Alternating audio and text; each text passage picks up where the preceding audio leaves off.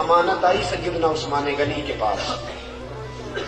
عثمان غنی بہت بڑی حکومت کے امیر ہیں، بہت بڑی.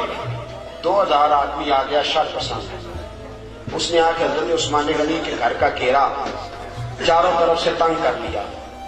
حضرت عثمان غنی سے انہوں نے مطالبات شروع کر دی. شر پسند لوگ تھے. انہوں نے کہا کہ عثمان آپ خلافت چھوڑ دیں. حضرت عثمان غنی نے فرمایا کیسے چھوڑ دوں؟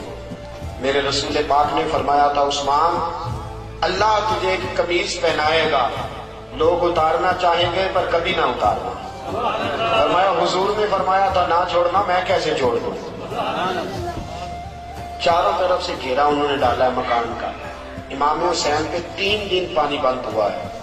حضرت عثمان غنی پہ 40 دن پانی بند رہا.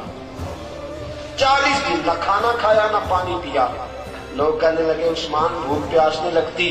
فرمایا بھوک لگتی ہے تو خدا کا ذکر کرتا ہوں، پیاس لگتی ہے تو قرآن کی تلاوت کرتا ہوں. اللہ میری بھوک اور پیاس ختم کر دیتا ہے. 40 دن کہ میں نے کہا کہ بڑی پرانی ہے کربلا، بڑی پرانی. 40 دن پانی بند رہا. حضرت علی اور حضرت امام حسین کے لیے تو جناب عباس پانی لے کے آئے تھے. حضرت عثمان غنی کے لیے جناب علی پانی کا مشکیزہ لے کے آئے. حضرت علی پانی کا مشکیزہ لے کے آئے اور جب پہنچے دروازے پہ تو ایک ظالم نے تیر مارا، مشکیزہ پھٹ گیا، پانی بہہ گیا. حضرت علی المرتضیٰ کہنے لگے مجھے عثمان نے منع کر دیا تم سے لڑنا نہیں، ورنہ تم 2000 ہو. 2000 کے لیے تو علی اکیلا ہی کافی ہے. دیواریں ہلتی رہتی ہیں اور در کانپ جاتا ہے، علی کا نام سن کے اب بھی خیبر کانپ جاتا ہے.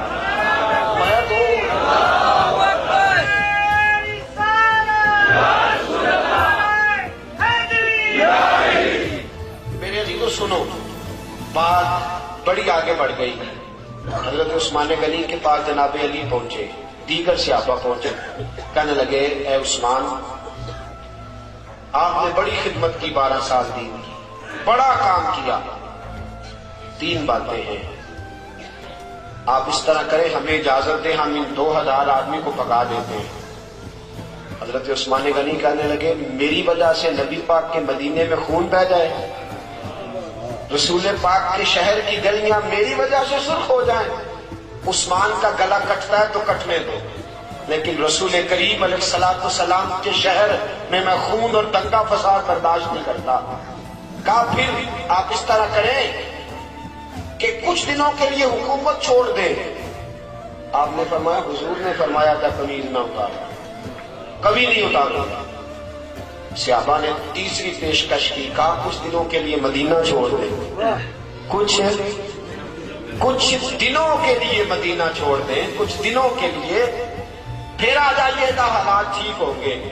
آپ نے فرمایا دوستو دیکھو میری داڑھی سفید ہو گئی ہے، پتہ نہیں کس گلی میں موت آ جائے. میں مصطفیٰ کے مدینے سے باہر نہیں مرنا چاہتا.